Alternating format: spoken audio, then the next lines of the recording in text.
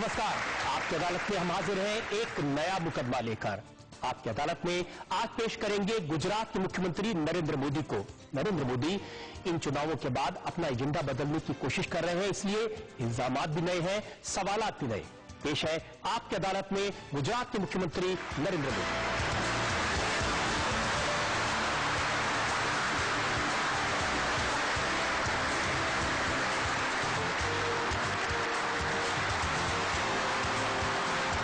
अदालत में जनता की तरफ से मुकदमा चलाएं, इल्जामात और सवालात का सिलसिला शुरू करें। इससे पहले आज के जज दिलीप चंद्र की इजाजत चाहेंगे आज की कार्रवाई शुरू करने के लिए।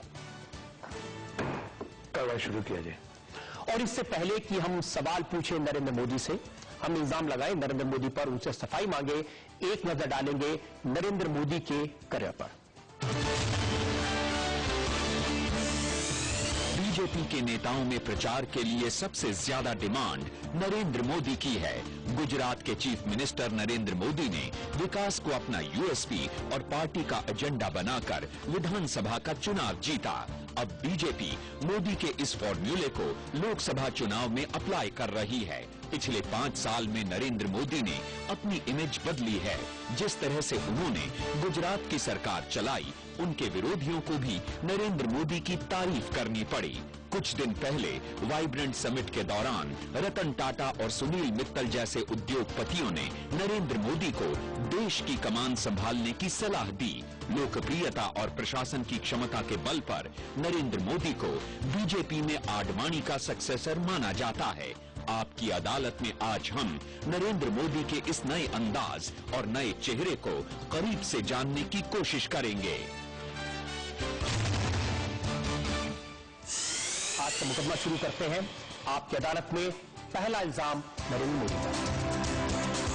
आपकी अदालत में नरेंद्र मोदी पर इल्जाम है कि ये अकेलेपन के पुजारी हैं। आपके बचपन की बात देखें तो भरा पूरा परिवार था, 4 भाई बहन, माता पिता, लेकिन 17 साल की उम्र में सबको छोड़ के आप हिमालय की गुफाओं में चले गए थे। आपकी जानकारी सही है, लेकिन कुछ पाने के लिए कुछ छोड़ना पड़ता है।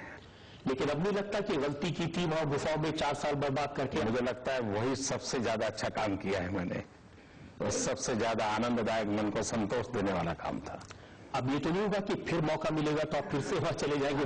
मौके की प्रतीक्षा में। आप संन्यास की बात करते हैं, लेकिन मैंने सुना कि जब आप गुजरात में जाते हैं तो लड़कियां अपने गाल आगे कर देती है, वहां पर ऑटोग्राफ कर दीजिए। अब उन बच्चों को मेरी जिंदगी का पता नहीं है और मांगते हैं ऑटोग्राफ अलग अलग, जैसा उनको जो जगह मिल जाए वो आ जाते हैं। उनको लगता है कि बच्चों को लगता है कि गाल पर करेंगे तो सारी दुनिया देखेगी कि आज मोदी जी के हस्ताक्षर मेरे गाल पे है, तो दुनिया को दिखाने के लिए उनको अपना भाल पे या गाल पे या हाथ पे करवा देते हैं बच्चे। तो कभी ऐसा नहीं लगता कि कुंवारे रहकर गलती कर दी? हो सकता है शायद ये कुंवारे होने का फायदा हो।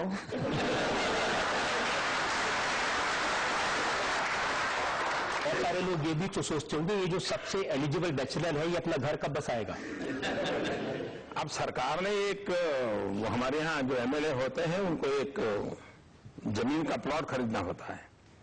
अब हमने जमीन का प्लॉट तो लिया है, उस पर मकान बनेगा कि मुझे मालूम नहीं, और वो घर कब बनेगा वो सोचेंगे।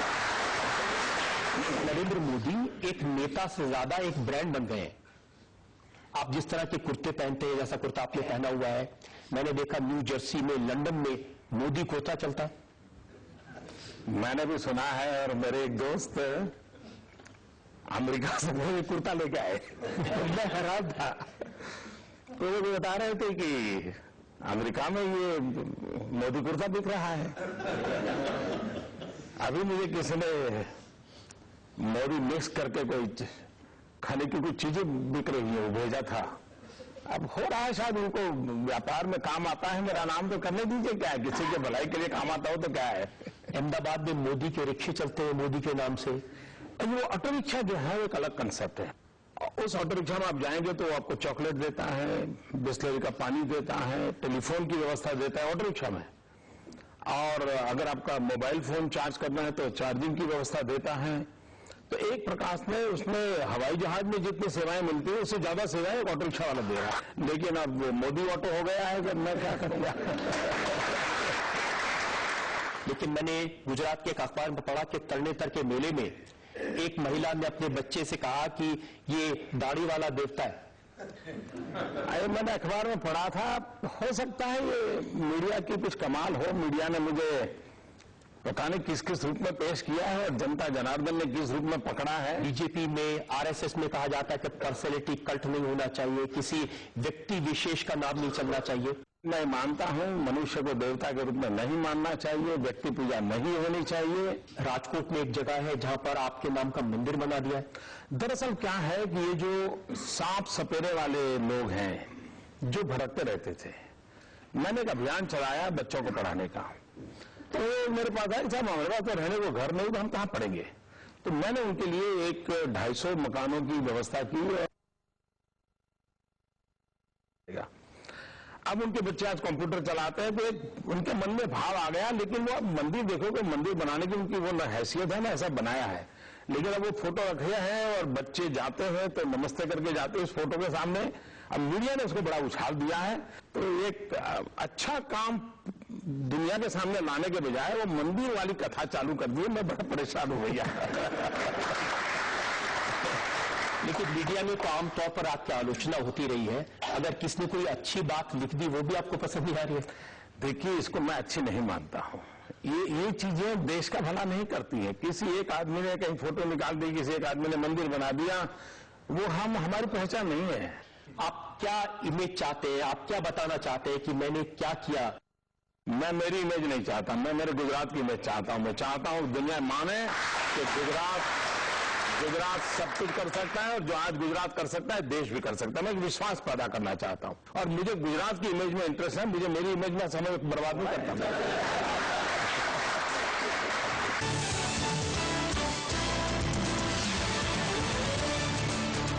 आपकी अदालत में आज मुकदमा चला रहे हैं गुजरात के मुख्यमंत्री नरेंद्र मोदी पर। आपकी अदालत में अगला हिस्सा। आपकी अदालत में नरेंद्र मोदी पर आरोप है कि ये खतरों के खिलाड़ी हैं। मोदी साहब, आपके बचपन के बारे में जब पढ़ रहा था तो ये पता चला कि बचपन से आपको शौक था खतरों से खेलने का, और एक बार आप एक तालाब से जिंदा मगरमच्छ के बच्चे को पकड़ लाए थे। जिंदगी में डर करके नहीं रहना चाहिए। जिसको हम मानते हैं उसको लेकर के चलना चाहिए। और मक्खन पे लकीर करने वाले तो ढेर सारे मिल जाएंगे, पत्थर पे लकीर करने की भी तो हैसियत होनी चाहिए।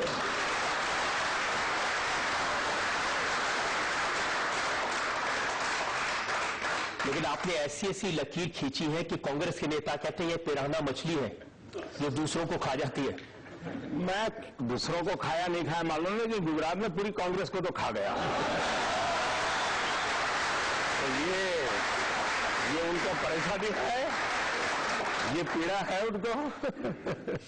ये पीड़ा इसलिए हुई कि आपने कहा कि राहुल गांधी एक्वेरियम की मछली है। मैं गोवा में था, वहां नरेंद्र करके हमारे एक उम्मीदवार हैं, 30 साल के हैं। मैंने कहा भाई ये नौजवान है कि नहीं है, पार्लियामेंट के कैंडिडेट 30 साल के हैं। लेकिन मैंने कहा अगर आप उसको नौजवान नहीं मानते क्योंकि वो एक्वेरियम की मछली नहीं है। मैंने कहा वो गोवा था तो मुझे मछली ध्यान में आ गई। मैंने कहा वो समुद्र की लहरों पर तूफान के सामने लड़ करके आ गया है, वो नौजवान है, वह भी देश का भविष्य बदल सकता है। लेकिन शायद मेरी हर बात को टोपी पहन करके वो पब्लिसिटी लेना चाहते हैं, सिंपैथी गेन करना चाहते हैं, ऐसा मुझे लगता है। और उस कांग्रेस की स्ट्रेटेजी हो सकती है। क्लब ऑफ मिलियनियर है, इसको जो ऑस्कर मिला आपने उसका भी कांग्रेस से हिसाब मांग लिया। भाई मैंने बधाई दी है कांग्रेस को। अगर कांग्रेस पार्टी 60 साल राज न करती तो हिंदुस्तान में स्लम न होते, स्लम न होते तो स्लम डॉग फिल्म न होती, फिल्म न होती तो ऑस्कर न मिलता। तो मैं कांग्रेस को बधाई देता हूं, उससे भी उनको बेचैनी होती है। मैं क्या करूं?